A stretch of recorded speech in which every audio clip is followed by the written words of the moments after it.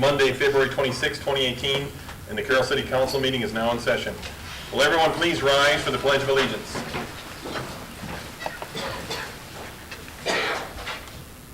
I pledge allegiance to the flag of the United States of America and to the republic for which it stands, one nation, under God, indivisible, with liberty and justice for all.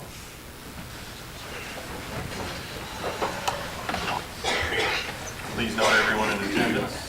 And then Mark Adams, you are retiring, sir. I certainly am. Speech. I've got a flag here. Your 18, 19 years. Yeah, I said I've been to 2 city council meetings. One when I got hired 18 years ago. Thank you very much. There's your appreciation for You know what? this year. Thank you guys for everything, and thank you for the opportunity to work here, and thank you to all the people that I've got to work with. You got a super great group of employees in the Thanks, city. Mark. They're very nice people, and they make the job. Nobody wants to get up every morning and go to work, but they make things about as enjoyable as they can get. So, no, thank you. I totally appreciate everything. I think we appreciate what you've done for the years. Our city department gets a lot of accolades, especially this time of the year. They do a great And I job. know that's a lot of They do. hard work, and thanks again for everything you've done. Okay. I'll get you again, and we'll get a picture. Okay. Okay. Come back over. Oh, stand over there. They're all over there. Oh, okay. There you go. Yeah. Hold up the plaque. Yeah. Yeah, right there. But, Yeah, there you go. All right. I'm not very well versed in doing stuff like that. Me either. I just saw the cameras go up. Thank you. Thank you. Okay. Yeah.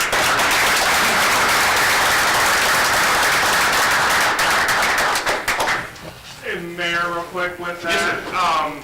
Mike Murtis from the rec center is going to transition over and backfill Mark's position on Thursday. Okay.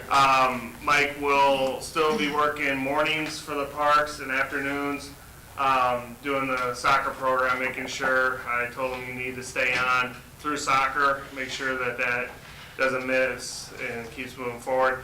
And then Mike and I are reviewing a little bit of the job, maybe looking at some new reverbiage of what it says right now of what the job duties is. Some of those things have changed. So we want to rewrite the job description, and we'll get her out and hopefully get someone hired in time for baseball. Thank you, Jack. Yep. Appreciate the update. Yep. Our next item is the consent agenda, which is approval of minutes of the February 13th meeting, approval of bills and claims, appointments to committees, commissions, and boards, and a firefighter resignation and appointment, which I believe was Ken Murray was retiring, and Yeah, Ken Murray was yeah. retiring after 25 years, and we're putting on Jacob Honish. Jacob Honish, that's okay. Need a motion to approve? So moved. Second. There's a motion and a second. Cox? Yes. Fleischner? Yes. Seaman? Yes. Dirk? Yes. Haley? Yes. Base? Yes. Motion is approved. Thank you. Are there any oral requests and communications from the audience?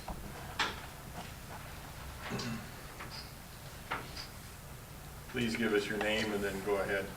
Maxine Von Church. I live here in Carroll.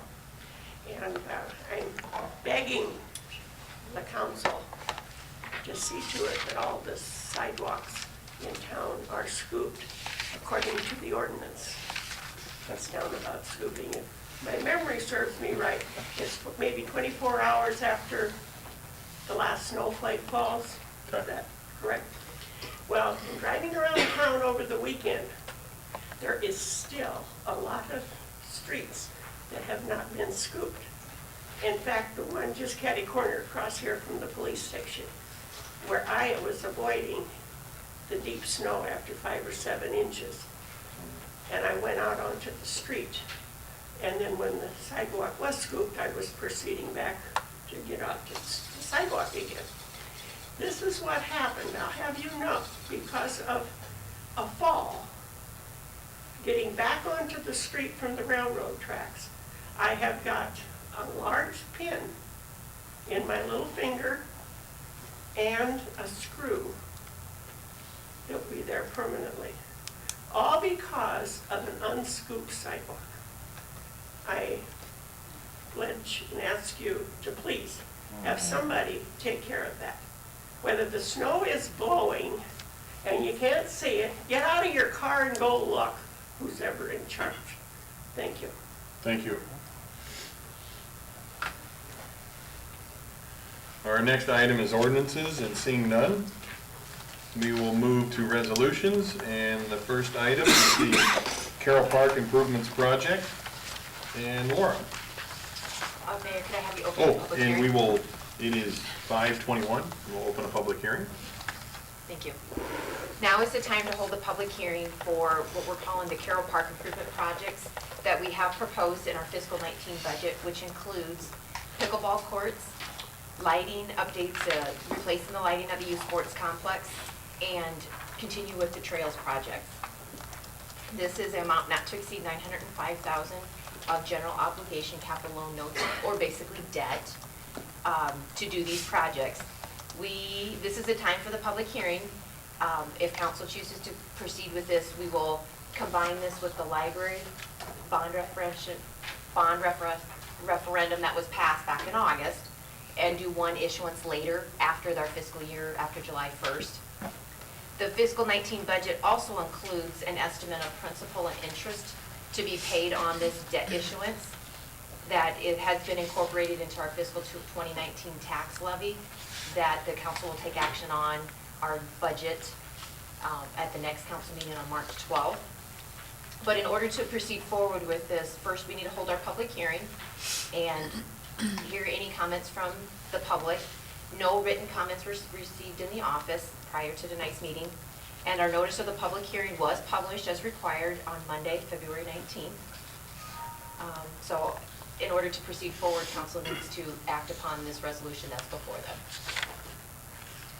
Are there any questions from the audience pertaining to the Carroll Park Improvements Project from the audience this evening? Are there any from the council?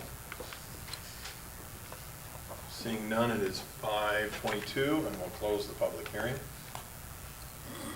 And then I will need a motion, or any other discussion? Anybody? We'll need a motion to approve the attached resolution instituting proceedings to take the issuance of the not-to-exceed $905,000 general obligation capital loan notes for the purposes of paying for the cost of the park's improvements, which includes the pickleball courts, lighting at the youth sports complex, and trails.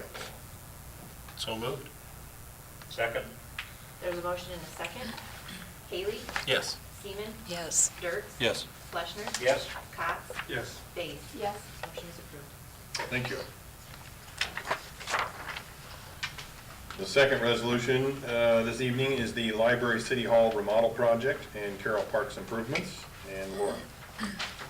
Now, this next step is combining those two projects together for one debt issuance. It'll help and save with issuance costs, so we're not doing two separate issuances. This is what we've always called as our pre-levy resolution. This would need to be acted upon by council before we adopt our budget. We have included asking for some tax to pay for fiscal year 19, or some debt in fiscal year 19 for this issuance. And that has been incorporated into the levy that we've proposed during our budget work session, and what has been approved by council, and that's been published in the paper as well. So in order for us to officially include this in our tax asking and a part of our budget, council will need to take action on and approve the resolution that's before you tonight. So you'll take this all out at one time? This whole total amount? It won't be in, those Right. pickleball courts, it's all one big? It would be one big issuance, yes. One issuance, okay. Yes. I think we've gone over that even with Suzanne Gerlach. Yes. Yeah, So- we're good. We don't have a definite date of when we plan to issue. It'll just be sometime during fiscal year 19, after July 1st. Any other questions for Laura? If not, I'll need a motion to approve the resolution authorizing the issuance of not to exceed $4,525,000 for general obligation loan notes, Series 2018, and the levying of the tax for the payment thereof for the Library City Hall remodel project and the Carroll Park improvements, which includes the pickleball courts, lighting at youth sports complex, and trails. So moved. Second. There is a motion and a second. Base? Yes. Seaman? Yes. Fleshner? Yes. Dirk? Yes. Bailey? Yes. Cox? Yes. Motion is approved. Thank you. The third resolution is the Graham Park Tennis Court Resurfacing Project 2018, and Jack. Thank you, Mayor. In the current budget, there is $50,000 to do renovations to the tennis courts. This originally was a discussion at Northwest Park. Since then, the council has taken action to convert the 2 tennis courts there into pickleball courts.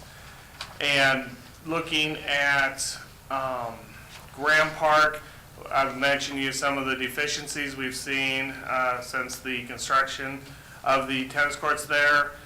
And before you is a proposal that we hope will address those deficiencies and give us several more years of life out of those tennis courts. And today I talked with Dave Bruner. He had called and had mentioned that another thing we should do with this process is have you waive purchasing policy 501. That wasn't in my memo, but this is considered under the purchasing policy a repair or contract services. So there's a couple options there, a couple things we would need the council to do tonight. One is to waive the purchasing policy 501 and then approve this contract, this proposal to redo the tennis courts. It's from Tennis Courts Unlimited. And actually, Matt Gredeman had seeked out this company and gave this to Mike and I for review. Last year, we had discussed with a company out of Minnesota, and since then, they've decided they won't come down this far in Iowa to do the project. So, thank you to Matt. He went out and researched and brought this to Mike and I a couple months ago. The process would be after high school tennis season, which starts in 2 weeks from today, which also means we're getting ready to take down the skating rink. So that'll be down in the next 2 weeks. We'll have to get those ready for tennis season because they do use those for practice also. But after tennis season, after our Parks and Rec program, we'll run 1 session of tennis in June, and then after that, this company would come in and do these 6 items that we're asking them to do. Which basically is getting rid of the bird bass, filling in some of the cracks, the significant cracks that we do have there, and they'll look like a new tennis court. It'll be resurfaced or repainted, and it'll look nice. Is there any plan to do the Rolling Hills Park at any time, or are those pretty good for now? That would have to be a different process than this. This is. Yeah. Okay.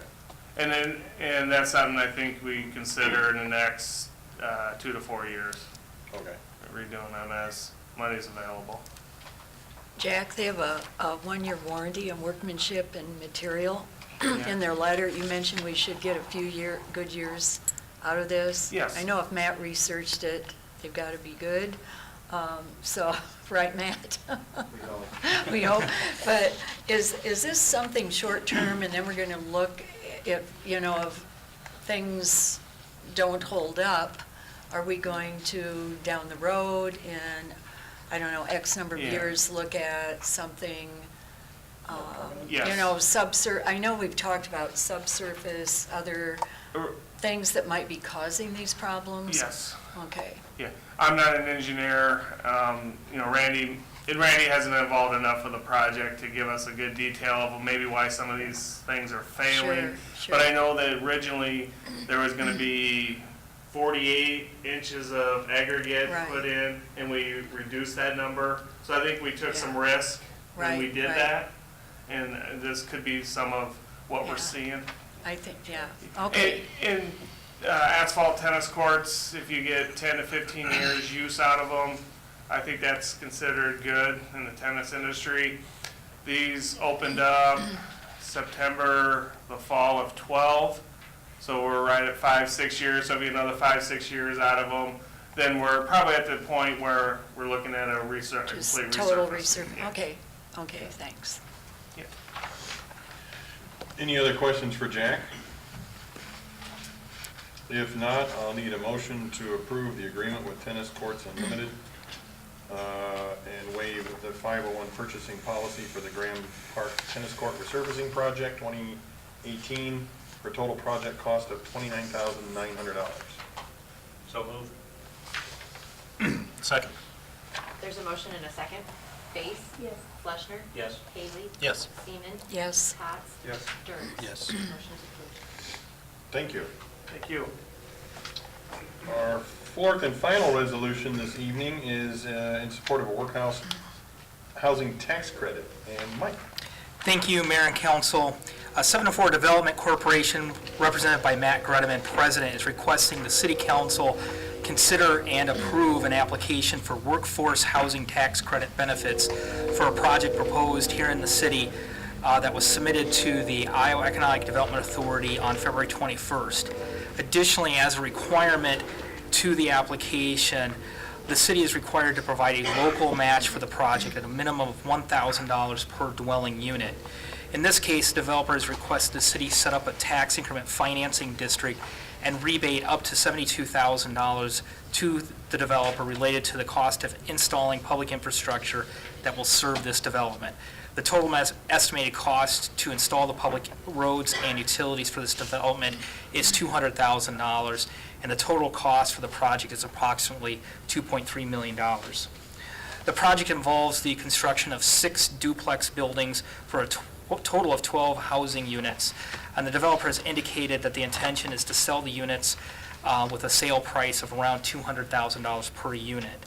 And staff believes this does help fulfill the council's stated goal of creating workforce housing in the city of Carroll. Now, the council has previously discussed the workforce housing tax credit program during a work session on June 26th of last year. And as a refresher, the program is intended to assist in the construction or rehabilitation of housing in communities with workforce housing needs, which Carroll County is an identified community with a workforce housing need. The program provides a tax benefit to developer to develop these housing types in Iowa communities. In small cities, which Carroll qualifies for, a developer may receive an investment tax credit up to 20% of the investment directly related to the construction or rehabilitation of housing. The tax credit is based on new investment used for the first $150,000 of value for each home or unit. Additionally, developers are eligible for a refund of sales, service, and use taxes paid during construction. And as a small city community, a total project cost per unit cannot exceed $215,000 to be eligible for this program. Related to the TIF district, the city is permitted to create an economic development area for this project area. Taxes on newly created value can be collected in an economic development area for a maximum of 10 years or 15 years if approved by both the county and school district. In this case, we're looking at just a 10-year period. The city is required to set aside an amount equal to the percentage of low to moderate income residents in the county for a project that will assist low to moderate income residents in the city of Carroll. Those dollars do not need to necessarily go within the TIF district, but somewhere within the city of Carroll. As the percentage of low to moderate income residents in Carroll is 38.9%. Therefore, to create the $72,000 for a tax increment rebate, the developer is requesting a total of $118,000 would need to be collected. After making the TIF payment, the remaining $46,000 can be used for various programs that benefit low to moderate income residents anywhere in the city of Carroll. Some examples that this funding can be used towards includes the city's match for community block grant housing rehab program, lot buy-downs for low to moderate income housing, and construction grants such as this TIF rebate that would benefit low to moderate income housing in the city of Carroll. The use of these funds would be subject, obviously, to city council approval future date. And I would note that the price point proposed here does not meet the low to moderate income housing threshold. To meet that, you'd have to be around $140,000 to $160,000. We're talking about $200,000 here. So it's not like Section 8 or Section 4? No, it is not. not in this project area. If the resolution is approved tonight, staff will begin work on formally creating the TIF district, which will be submitted for future consideration by the council sometime in April. I do believe it's important to remember that TIF is only collected on newly created value, and if the project does not go forward or new value is created, no TIF would actually be collected. Additionally, in this case, TIF is only collected until a total of $72,000 in TIF rebates are collected, or a maximum of 10 years, whatever is less. Staff has looked at pro formas for the proposed development, and if 2 buildings or 4 units are built each year and has a ultimate assessed value of $192,000, the total rebate of $72,000, along with the low to moderate income set aside, would be collected in the first 5 years. More conservatively, if only 1 building or 2 units are built each year and are valued at $160,000, the total rebate of $72,000, along with low to moderate income set aside, would be collected in 8 years. So it would appear that we'd be able to collect the full rebate within the 10-year TIF horizon. After the full TIF rebate is collected, the TIF district would be released, and each taxing jurisdiction would enjoy the newly created value.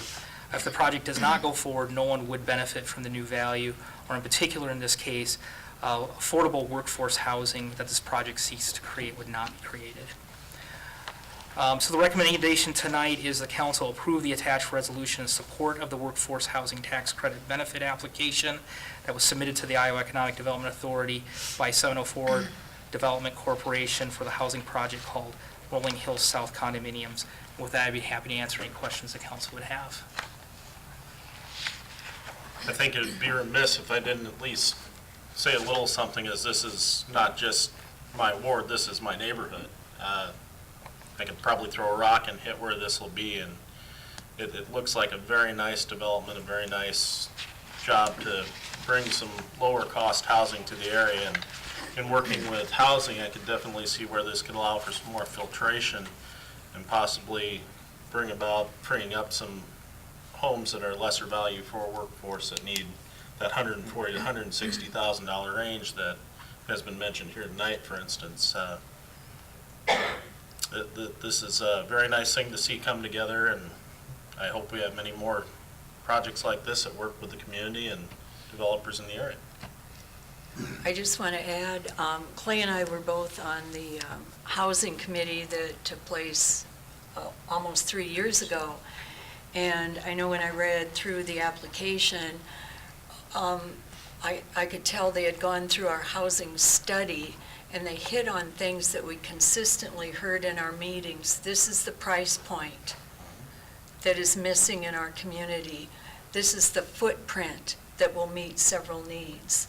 And if you can think of anything else. So, and also CADC, since a year ago, I think they introduced the developers to this, and they were the ones who applied for both Manning and Carroll to be identified as distressed housing so that we are able to take advantage of this. And I agree with what Clay has said.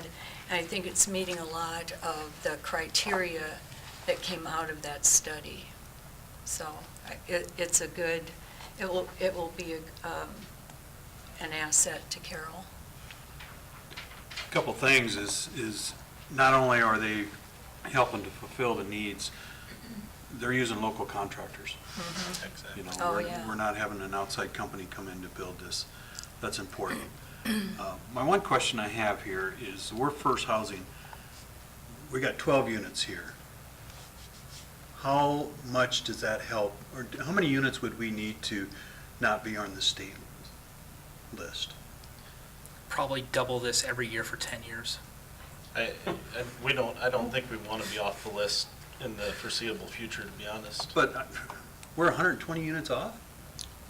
It's massive. 240 if you want to Yeah. double. Well, another thing that was mentioned in the study, though, that helps is people who want to downsize, retirees, they will be interested in this. This will open up another housing unit. Not everybody wants to purchase new, you know, we need to take care of our current housing stock also. So I think what was referred to as the filtering process as we did the study, this is a part of that filtering process also. I think it's a good start, and it may jumpstart other similar projects Oh, to and- get to what you're talking about. Excuse me. Oh, no, you're exactly right, Carolyn. And the other thing we see is we're working with Region 12 to help improve some of our existing housing stock and work in certain areas to do that. G things, we do those. Yeah. Right, yeah. and Try and that get that jump started too. and takes maybe more all these involved. little components to make it come together and make things Yeah. work. But to also answer your question, you know, the housing study said we needed 600 units in a variety of price ranges from low to high, and we have needs throughout. Through the whole band. Yep, it's not just low, it's high, it's the whole gamut. And they base that off of employment, or how do they A base it? lot of different factors, but employment is part of that.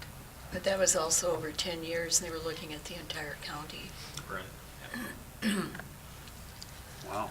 So you'll have like Manning that's putting stuff up and Glidden that will add to that 600. It's not just the city of Carroll. Brita who's putting some stuff in.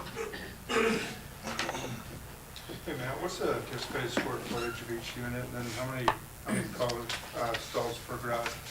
Two-car garages on all of them, Mike, and there's two buildings we're putting up. One is on the main floor is about 1,360 square feet, but it's going to be a slab. The other 5 buildings are going to be about 1,260 square feet on the main floor with a full basement. So we don't know what we'll finish in the basement. We've got to count it through the cost parameters, but it'll make a nice unit. It'll be something, you know, we built them before, okay? And they've sold relatively quickly. There's not a lot of skin on the bone here, you know, that is a nice product. Thank you. Hey man, I hate to put you on the spot. The street, that West Ridge Road going to West Pleasant, will that go all the way out to West Pleasant? So that you've got more entrance in there? or- That's the everyday question in that Sorry. We don't know yet. You haven't gotten to that far Drive along. that Okay. way. We have some, They're we have my elevation neighbors, issues too. from Pleasant Ridge Right. to. Yes, I would agree. The very south road of Pulling Hill South. Right. That's our biggest concern. I don't Okay. know. There's one entrance and one exit out of the development. Right. Good. I've heard that's pretty tight in there, yeah. It's a true double-edged sword. It's wonderful as we don't have traffic whizzing through and by Yeah, and past, or trucks. but it is a bear cat to get in and Yeah. out sometimes, but it does slow things down a lot. As they put in the road to the west, I live right there too. Traffic is triple. I mean, if people would just drive my street, Clay Street, constantly see what's going on. Yep. In that application, there was an estimated amount of assistance, and it talked about option A and option B. That's in the state's. That's the state's requirement, okay. Yeah, and then- Because I couldn't find anything like that going through the whole thing. They make the selection of the A or B, Oh, whatever they're gonna okay. decide on, yes. All right. So that's something that Already they, up okay, gotcha. That was all I needed, thanks. Mike, Any- oh, I go want ahead. one thing quick. You explained that some of these TIP dollars, we would determine what to do with them. Yes, so, Clarify that. yes. With this type of housing TIF district, you're required to set aside monies for low to moderate income housing Right. to fulfill that need. That's what I want to know. Where is it set aside? And, I mean, is it set aside as part of our budget or what? Well, it'll be we will create a fund, and those dollars will be set aside for those, in that fund, for the low to moderate income projects. And again, they can be used for the city match, for the community development block grant, housing rehab grants. They could be used for similar projects like this. We wouldn't have to TIF per se. There's a wide So wide it's variety. all by vote of the council then? Correct. Okay. And how many Yeah. dollars are you talking about? Well, if we would capture, we need to capture $118,000 based on setting aside 38.9%, that'd be 46,000, and we'd still pay the remaining 72 to the developer, so 46,000. Okay. And Mike, am I right? I looked some things up. There is no deadline for spending this 38.9%, so we can take our time and look at Correct. projects. Right. There is no deadline. There's no deadline. Okay. There is the ability, you can request to IEDA to, after a certain Extend period of it, time, yeah. you can actually say, we don't have a need, Oh. and they can waive the requirement. What I have heard and understand is, they don't usually waive the requirement unless you have done an honest attempt to try to Sure, expend those sure. dollars. Okay, thank you. Yep. Any other questions for Mike? Well, it's just a concern, if something like this we don't go forward with, we just kill the outlook for years for the city. That's my feelings. Especially when a developer comes to us instead of us searching for a developer. Yeah, I said, hope they can inject something into the other things.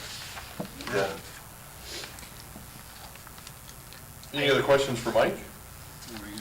The only comment I was going to make is, I will tell you, even depending on tonight, the next council meeting, there'll be a discussion about another project. That'll be a work session, but you're exactly right. It certainly changes the whole, I mean, depending on how that discussion goes, the call tomorrow will be to a developer saying yea or nay if he should even talk to council about it. So it certainly has, you're right. And a lot of people put a lot of hard work in this over many years, not just the 3 years since Carolyn and I were on the steering committee for the housing project. This has been a lot of people throughout the community have worked very hard on it. It's great to see a number of different things starting to come to surface and work here. Well, I sat in on a CADC meeting one time when, was it Mid-America who put on that presentation? Mid-America. And it was drastic that we need something, by their numbers. Okay, you don't see a lot of projects like this coming. No. No. I mean, we have condos at the south end of our development area. Those things are always occupied. I think there's one for sale right now, and they're gone. So, and all the ones there on West Pleasant, I down the think street they're from full. you, they're Yeah, all yeah, sold, they're all gone. yeah. So, I've had some single people talk to me about wishing there were more condos near the trail. So this isn't far. okay, one final time. Any more questions or comments? Otherwise, I will need a motion to approve the resolution in support of workforce housing tax credit. Benefit application to be submitted to the Iowa Economic Development Authority by the 704 Development Corporation for a housing project called Rolling Hills South Condominiums. So moved. Second? There is a motion and a second. Fleshner? Yes. Haley? Yes. Cobb? Yes. Seaman? Yes. Base? Yes. Dirk? Yes. Motion is approved. Thank you. We'll move on to reports, and our first report is the Downtown Streetscape Project Phase 8, and Randy, please. Thank you, Mr. Mayor.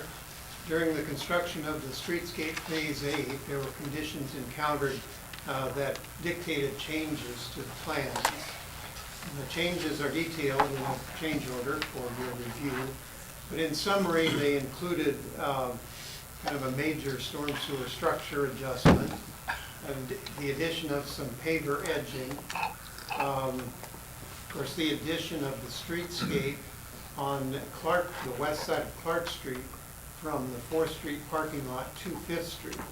That's adjacent to the new proposed brewery. We finished that section on the east side of the brewery building. And that accounts for about a third of this change order, but there was also additional concrete work that was paid for as part of the unit price under the contract. Then there was some additional concrete work in a few places and some additional demolition in a few places, both primarily to make the drainage work out in a few flat areas on the project. So in total, this change order is in the amount of $24,377. bringing the total contract to $1,319,221.41. The change order also includes adding additional 15 days to the completion date from November 15th to November 30th of last year.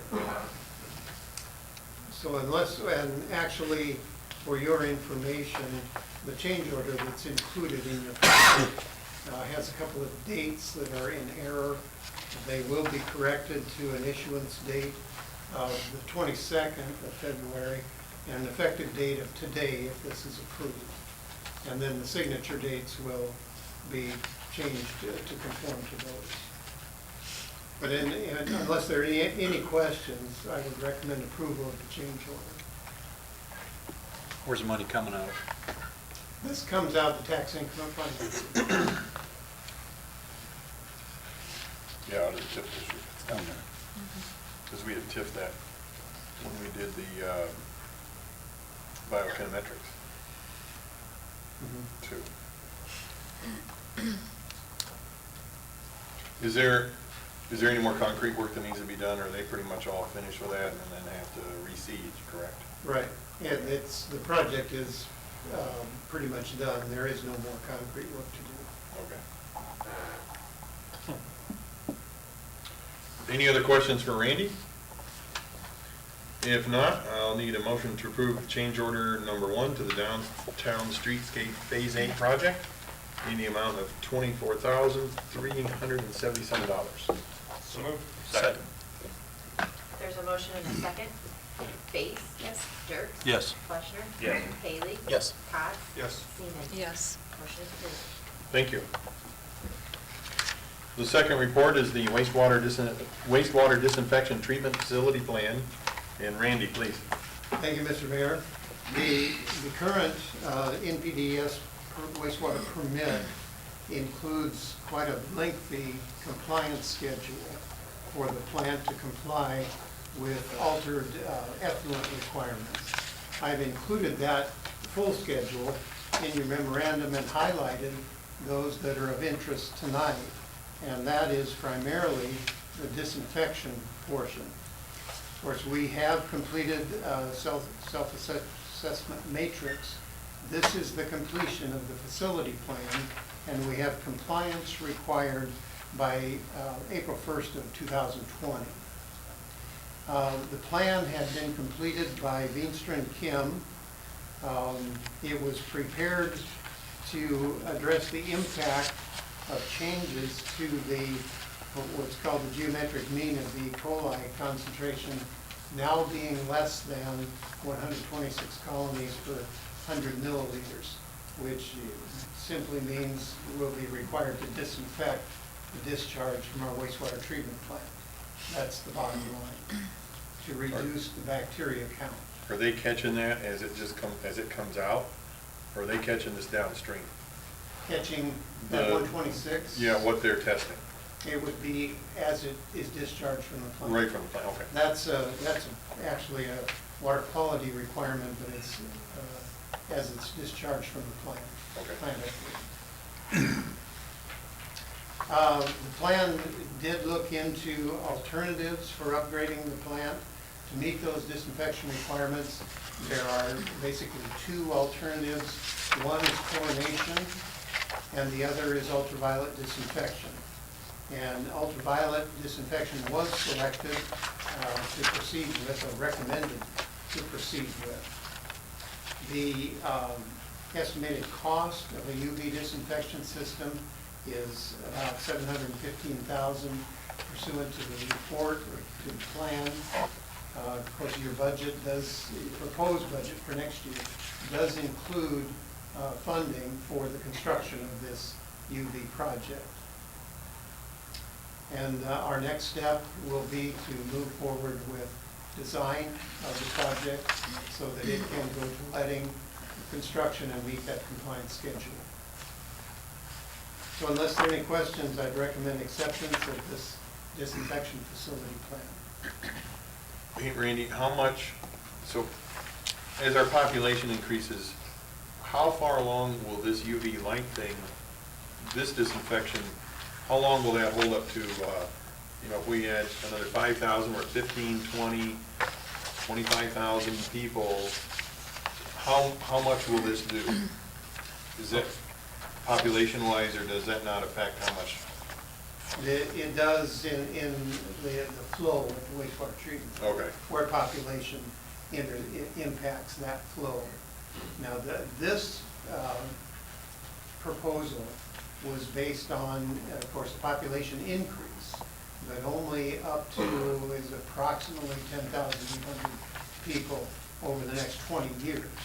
Okay. And that's the extent of where this would, this project would be effective in disinfecting the flow generated by that population. So we could still take on another 700 people emptying into the system to combat that? Yes. Before we'd have to increase or changes, okay. Yeah. And your plant is real similar to that, was designed similar to that. To that, okay. That if you get a 5,000 person influx of population, the plant would have to Be expanded totally itself. expanded, redesigned. Well, that took care of my follow-up question. Thank you, Randy. Certainly. We got all these houses going up, we got to worry about it. No, gotta get more Right. people. We get 700 more people, it'll be a wonderful problem to work through.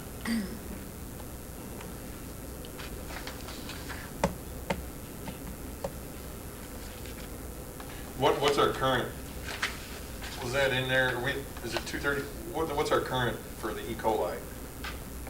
How many organisms do we have now? Our effluent right now has tested out at a limit of 241,000 per 100 milliliters. And this is to reduce it to 126 per 100 milliliters. Randy, your memo, excuse me, mentions two of the appendices which were not included. I have two types, two proposals. I'm not sure how to pronounce either of them, but you have operation and maintenance costs at the end. With this price, which one has been selected, or am I misreading this? No, you're reading it correctly. The It's, one is definitely less expensive, fewer bulbs, et cetera. I just wanted to make sure I understood it, because this Sure. is, yeah. There are two, we requested proposals from two different manufacturers. Okay. And there are other manufacturers out there, but these two represent two distinctly different types of UV disinfection. One is a disinfection process where the UV disinfection is done by light bulbs, and that's what they are. And one of them, the light bulbs are in the water, in the wastewater, so they get dirty and they have to be cleaned. The other, the light bulbs are not in the water, but the housing over the light bulb gets dirty and has to be cleaned. So, but those are the two basic difference between the two proposals. Then, in trying to work through a present value of the two, of course, the two are Wetico, which is a submerged light bulb, and an Aqua, which is not. And the Wetico comes out, I believe, quite a bit lower cost, present worth over a 20-year life. Now, what we propose to do is do a little more field review and visit some sites that have both Wetico or the Wetico style and an Aqua, which is the only one on the market that has a bulb that's not submerged in the sewage. And see if we can determine if there's enough to recommend the more expensive over the least lesser expensive, or if not, certainly go with what we believe would be the lesser expensive of the alternates. Okay, thanks. And the lesser expensive also, it says no chemicals to refill. Is that a plus, not having the chemicals involved, just using the UV lights? Is Yeah, that- both are that way, actually. Okay, Neither one okay. has chemicals. Okay, Use. It's a UV system. The only chemicals you use are to clean the bulbs or clean the tubes Okay. that the UV lights are in. okay, thanks for helping with this. Randy, if let's say you had a system failure with these lights, do you have the option of using chlorine temporarily or something like that, or what happens when? No? Not without construction of a complete chlorine disinfection system. And there, in the report, of course, it kind of touched on that, the extent of what a chlorine system is. It's pretty extensive. And when you are storing over 6,000 pounds of chlorine, there are a lot of safety concerns that you have to be familiar with. So it's a shutdown, fix it, and just Put it back on. stockpile it and then start back online. Yeah, it would be, certainly it's like any catastrophe at the wastewater treatment plant. We went through one here last year, and where the plant was not performing as it should be and complying with the effluent limits. So we stored as much of this effluent as we could while we attempted to regain the plant, I guess, the operation of the plant. There can always be some bypassing, which this plant up to that point had bypassed only one time in its history. So it's really performed very well. But catastrophic failures can happen, and whether it be in disinfection, which would not permit us to meet the effluent limits until it were repaired, those things certainly are worked directly with the DNR on a daily basis if they happen. As was the plant here last year when it failed to perform as it should. I just reading through the safety of all that chlorine gas, that just made me nervous. Knowing that you got that much gas in one spot, and, as close as that, I think if our treatment plant were another mile away, that's fine, but, that's close. That chlorine gas is bad. It's scary, isn't it? It's very dangerous, and in those quantities, it's extremely dangerous. I just hate to be the guy that has to come change the light bulbs immersed in the system. That sounds like a dirty job to me. I was thinking the same thing too, Mr. Mayor. We gotta appreciate those guys at wastewater treatment. Can our guys change light bulbs, or? Yes. Oh, man, Yep. sorry, okay. The good news is It's they a keep bad that visual. plant pretty doggone clean everywhere else, so. They So have a this, nice place. you just wait till the light bulb burns out and then change it? Is that what it is? Well, the light bulbs have an effective life, for one thing, and then Right. they do burn out, and you have to change them. But in the meantime, they have to be cleaned, because being immersed in sewage, first of all, they get dirty, and Yeah, and that will deflect the you light. don't get enough light out. Exactly. What's the distance of the light? How close does that have to be to the contaminated stuff? Are you talking within a foot, 2 feet? In a wet ecosystem, it's throughout, actually, the lights are throughout the channel, from top to bottom of the channel. So Okay. it's pretty much almost contact Okay. that it treats, within, physical, small area. I guess what's the effective radius of that light? Is it a foot from the light, 2 feet from the light? that These it's- are probably set up at less than a foot apart. Apart? Okay. I'm just curious, how big around are these light bulbs? Is this like a fluorescent tube, or what is this thing? The wet eco style is more like an incandescent bulb. Huh. The other, I believe, an aqua style is a tube style, like a fluorescent. Interesting. Misty, I think you're the best swimmer out of the group. Oh, jeez. No, thanks. Again, thank you to wastewater treatment staff. We appreciate it. Any other questions for Randy? If not, I will need a motion to accept the wastewater treatment disinfectant facility plan. So moved. Second. There is a motion and a second. Dirk? Yes. Lesher? Yes. Seaman? Yes. Space? Yes. Haley? Yes. Cox? Yes. Motion's approved. Thank you. Let's see, our final report is the 2017-2018 annual planning session work plan, and Mike, please. Thank you, Mayor and Council. Included in the council packet is a work plan for the 2017-2018 annual planning session report that was approved by the City Council on January 8th of this year. This work plan details each of the priority items from the planning session and shows responsible party, potential work session dates if needed, anticipated tentative timelines for each item, and anticipated possible funding sources for each item. The work plan provides what we feel as staff a realistic schedule for each item.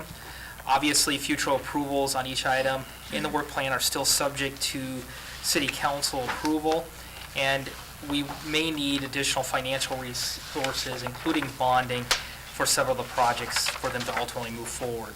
With that in mind, this work plan should be viewed as a guide for the community on how staff will proceed with each item. As with any good guide, it should be viewed that this document shows us the way, but isn't anything set in stone. It will be necessary to make course changes as we move forward with this work plan. Staff looks forward to the council's discussion on this evening, and I would recommend the council discuss and then approve the attached work plan as presented. With that, I'd be happy to answer any question the council has.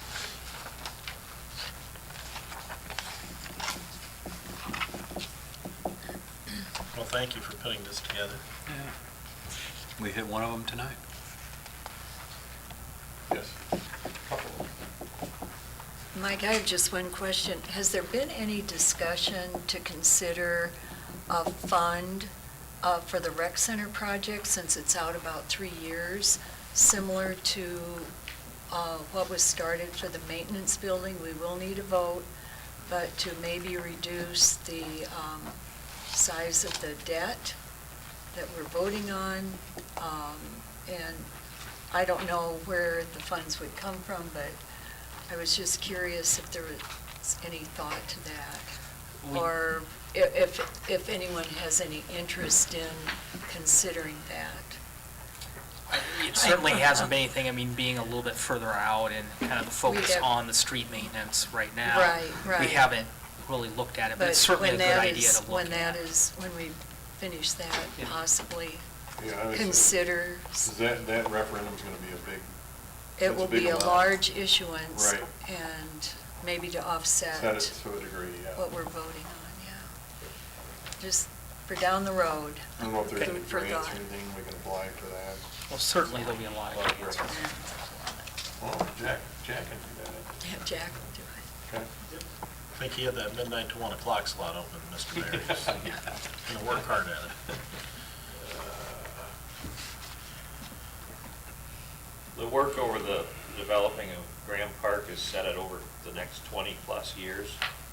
I don't remember us discussing that. Is that just a figure that kind of guessed would take that long, or where did we come up with that? I think that was just a staff guess. Okay. When you look at, for example, the corridor of commerce, Which was, we're at, I know we're at phase 8 or 9, but 8 or that's 9 still years. been 15 years. 50 years. Some of them took 2 years, like some of the stuff with the bricks in the street, some of that took a couple of years. 2 years to get some of those phases completed. So, and I think with the Graham Park thing, I think, we started that with the school, and, the school had to get its portion done Right. before we went much further. And so with that being done by this fall, that looks at, it's more open, I think. I think the biggest challenge with the Graham Park work will be funding. Unlike corridor commerce, for example, there was a tax increment financing district. That same funding source is not going to be available for this project.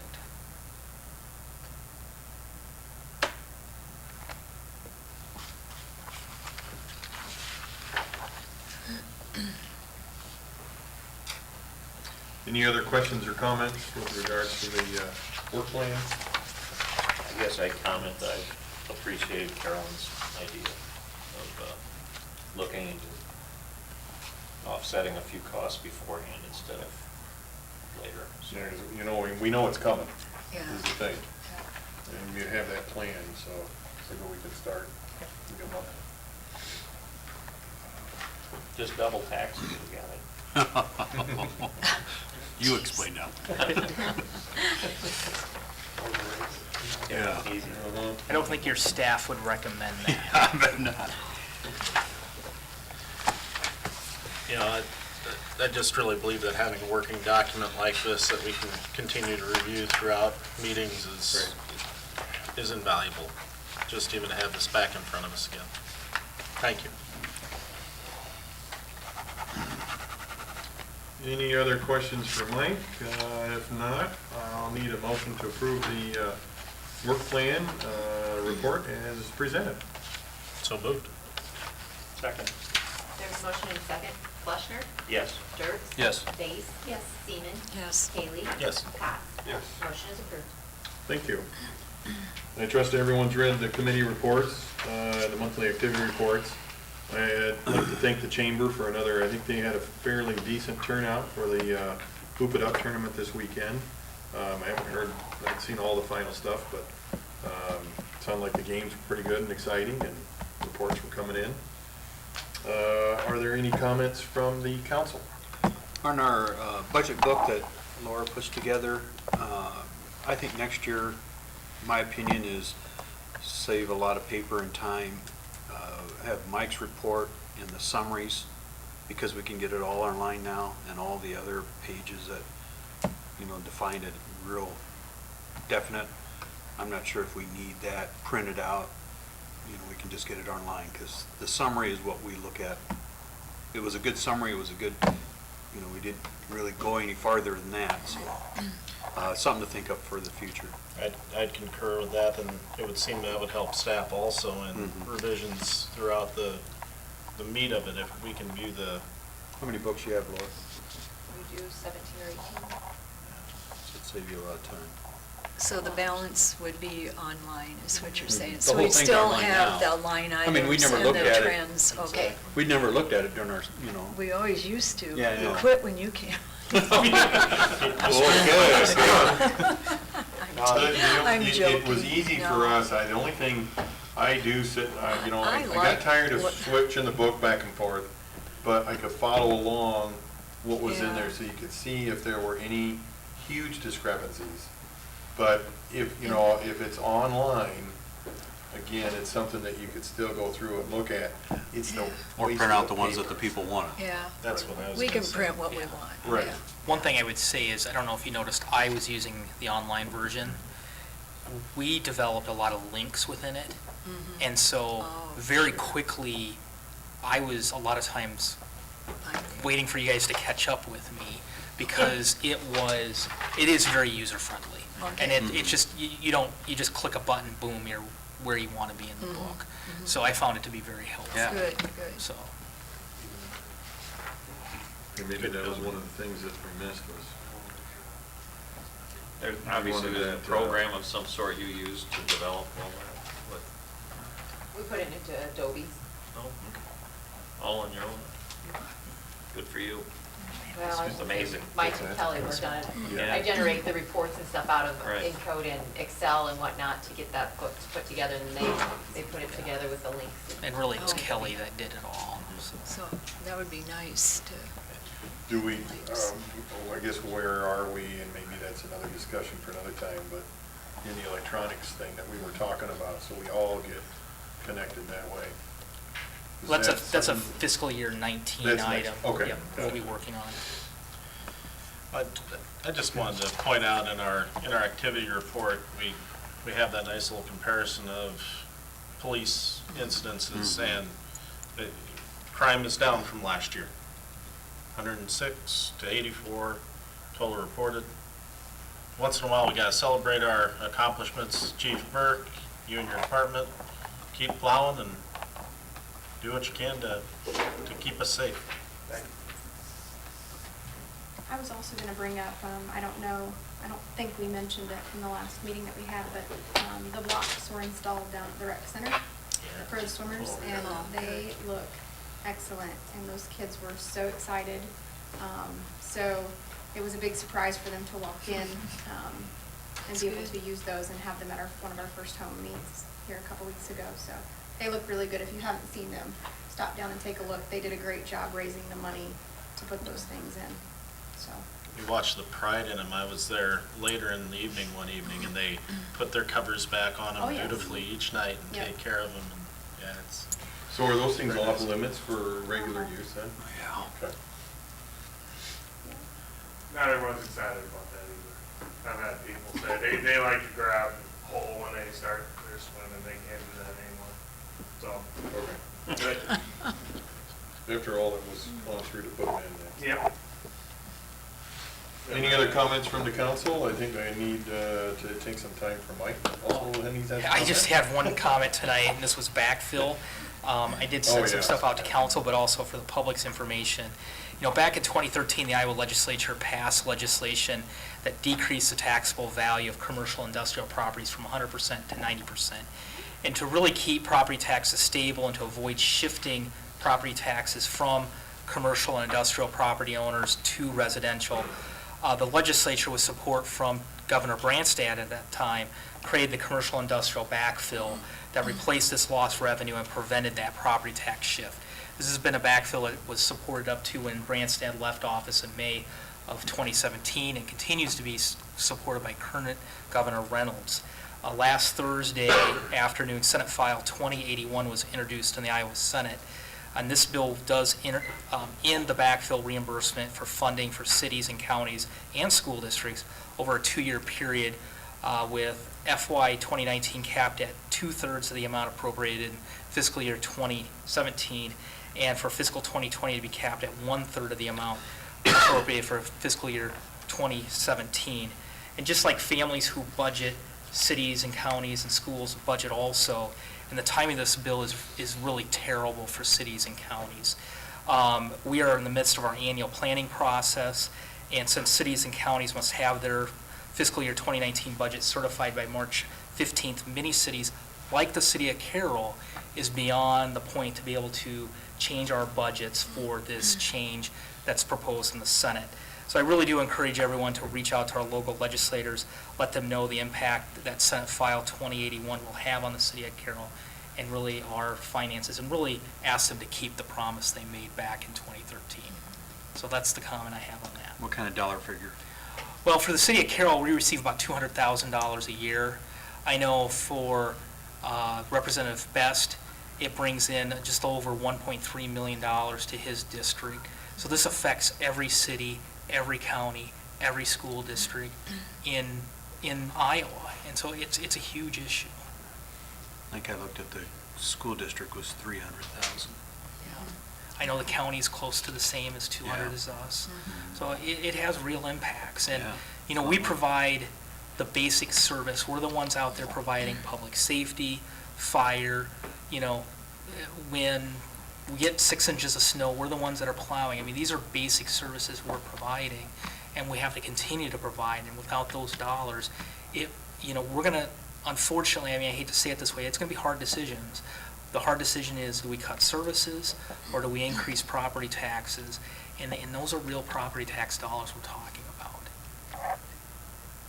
So I guess the state has budget issues, I understand that, but it seems like it's constantly on the cities, counties, and schools when they're facing those issues. We're the ones that are Pick up the taking the slack. brunt and picking it up. That's, over 5 years, that's $1 million. Money's budget. Well, It's forever. No, and it's forever. So, And that goes right back to our property taxpayers, to our homeowners. yep. that bill you mentioned also limited growth to 3%. I can't remember the file name. And is there ever any talk that, I mean, it's like they're putting us all into, one size fits all, and it's so anti-rural. It just bothers me a lot. And is there any talk about they're hitting us with the rollback, then this, and then limiting our growth. I mean, it's like limiting success. Is there any talk I get too frustrated to go No. to Tax legislative officer, yeah. things. And I've had conversations Is there with any our- talk about, they need to balance these things out for Yeah. us? You know, this year is the 50th anniversary of home rule in the state of Iowa. Yeah, yeah. And that's been a big discussion point. But I came from a non-home rule state in Minnesota. Oh. And there's more home rule in Minnesota than there is here in Iowa. The legislature does not allow local councils like the city of Carroll to make decisions for their citizens. Right. I mean, ultimately, you guys respond to the voters, you're the closest to the voters, but the legislature has really sought to limit your ability. And exactly what you're saying is, if a council decides there's a priority, you know, the legislature really has said, no, we're taking that ability away from making home decisions. You know, when there's a pothole in the street, when the railroad tracks are bad, when sidewalks don't get plowed, water's backflowing, you know, that sort of thing, we're the ones that get the hit. Well, and the growth is You know, occurring in urban areas. Correct. So if you limit them to 3%, the 3% in those large areas are, you know, it's meaningful. But Right, for us, it's, well, we all know what's happening. right.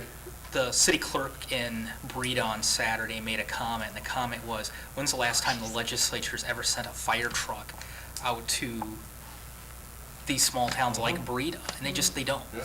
When's the last time they fixed a pothole? You know, that stuff is irrelevant to them. So this is a big deal for Well, for maybe us. our representatives will change their minds, their position on this. Everybody needs to email them.